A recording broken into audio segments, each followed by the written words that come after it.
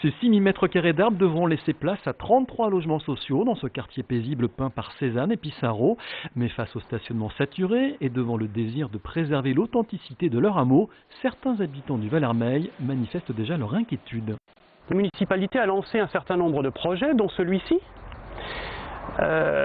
qui aura pour conséquence de défigurer totalement et irrémédiablement ce qui fait la spécificité de ce village avec ses vieilles pierres. Les solutions pour l'accueil de ces familles ne passent pas dans la concentration en un même endroit d'une trentaine d'habitations, mais cet accueil doit être réparti, diffus sur l'ensemble du territoire. Outre les logements sociaux, le projet comprend également l'élaboration d'une véritable entrée de ville avec la réalisation d'un rond-point, un bétonnage dénoncé par l'opposition municipale.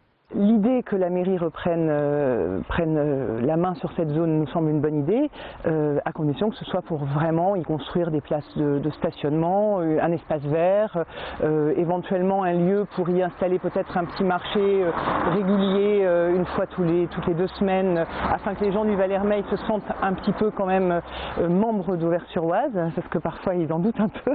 Donc c'est pour nous très important que cette zone reste verte, vraiment, et que ce soit une zone d'accueil, puisqu'il s'agit d'une entrée de ville.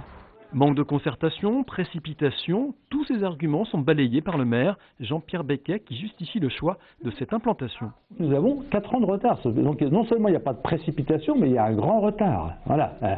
Et il doit y avoir des logements sociaux un peu dans tous les quartiers, il y en a pas mal à Cordeville, il doit y en avoir au centre, il doit y en avoir au plateau, il doit y en avoir à Chaponval, voilà. Je pense que l'idée c'est bien qu'il y en ait 10, 15, 20, un peu dans tous les quartiers, de façon à ce que les gens soient parfaitement bien intégrés. Si ces logements sociaux ne devraient pas sortir de terre avant 2 ans, d'autres opérations sont en cours sur la commune pour tenter de rattraper son retard.